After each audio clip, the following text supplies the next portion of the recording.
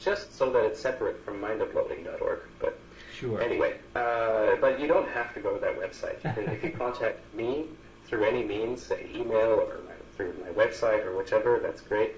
I am looking for people who would be interested to work with me on this, and so that's basically what I wanted to promote. Neuroprostheses.org. Excellent. Yeah, I'll make sure to point people in that direction, and hopefully we can get some good collaboration going through the internet. Oh, and I think, are you going to be at the Humanity Plus conference coming up in December? I was supposed to be, but I'm afraid I've had to cancel that. So I'm not there.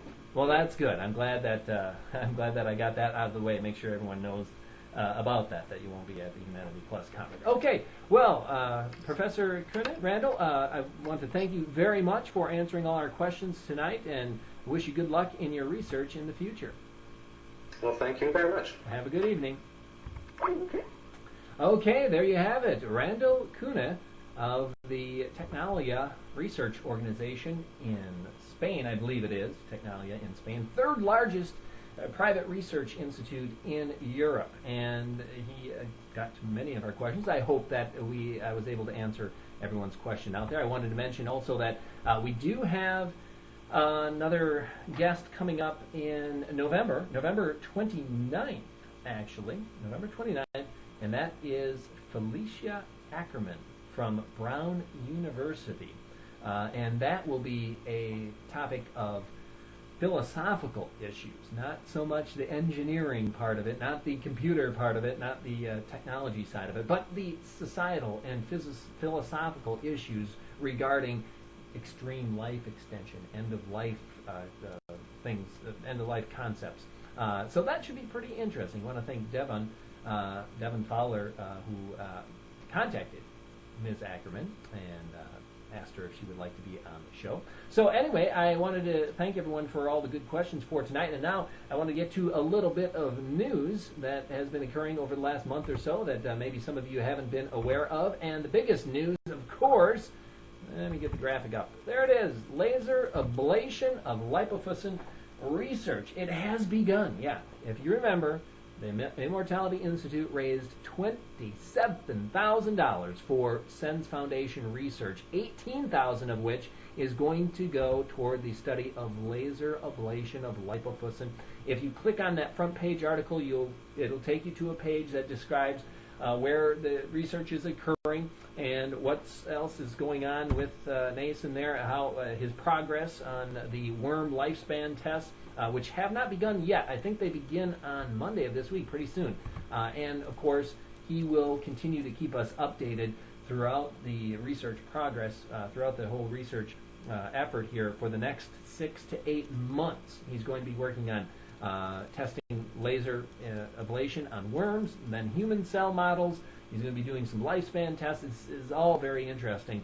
And as long as he can make the dollars stretch, he's going to keep on working on it. So that is something very interesting that's occurring now at the Institute. So you can continue to monitor that.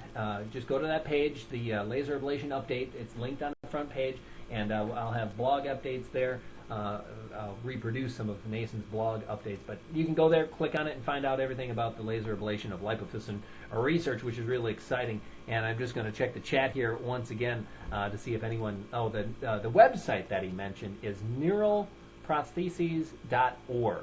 I haven't checked it out myself. I don't have time right now, but if anyone else wants to check that out, go ahead and do that. It's a cyber. Oh,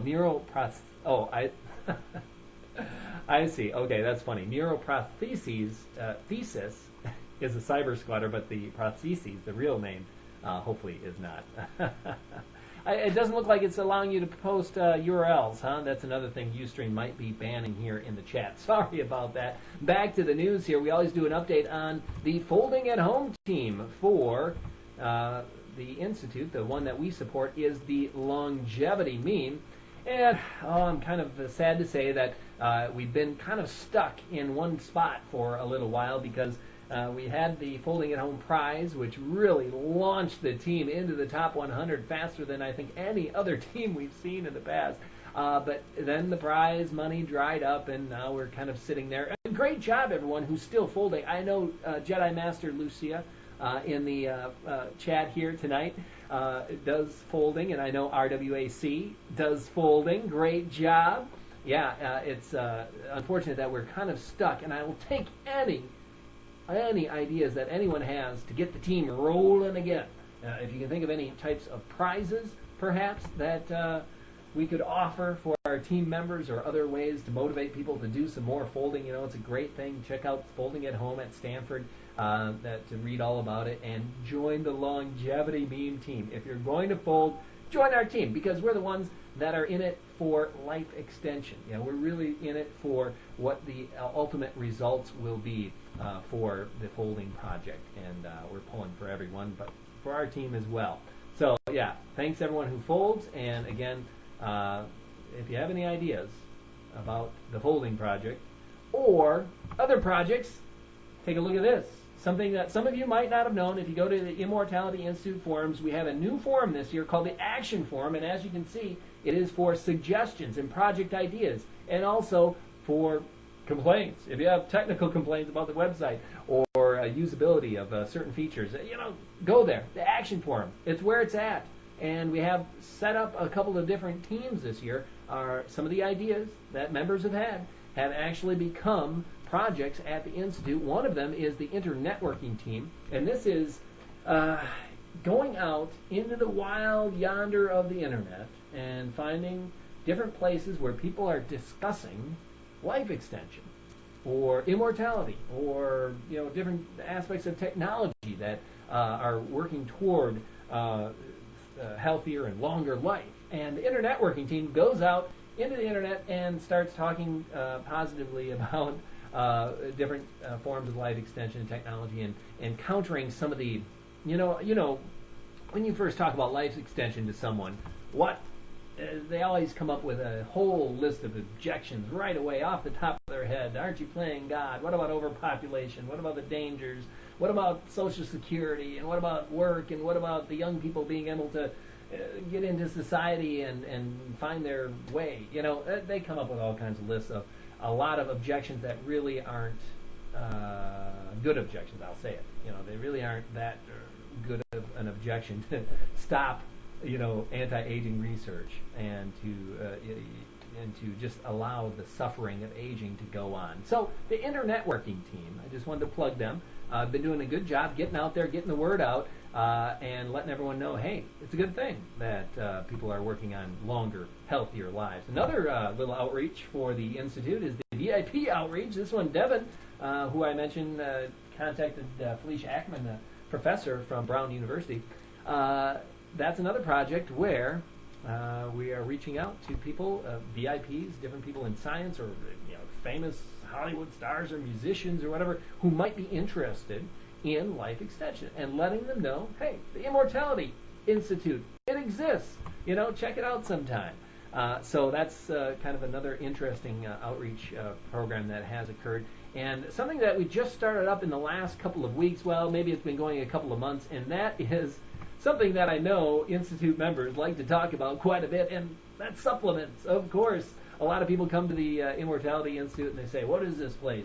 All you guys do is talk about supplements, which isn't true. I know on certain days the active topics list is full of, what supplement is best for this, and how can I cure this disease with such and such supplements, or how can I think faster with certain supplements. I know there is a lot of discussion about that, but I mean, obviously, the Institute, we do a lot more than just that. However, it is a favorite topic of many Institute members. So, as you saw in the picture there, the graphic, I'll put that up once again, we are trying to design the perfect supplement. Well, no supplement's ever going to be perfect, but we figured, hey, there are a lot of experts at the Institute who either are in the supplement industry or are, I guess, aficionados of testing different supplements. And we thought, hey, if there's going to be a multivitamin on the market, how about we design it and have someone else produce it and sell it for everyone? So that is what we're working on there. Check it out in the forums. It's in the supplement forum.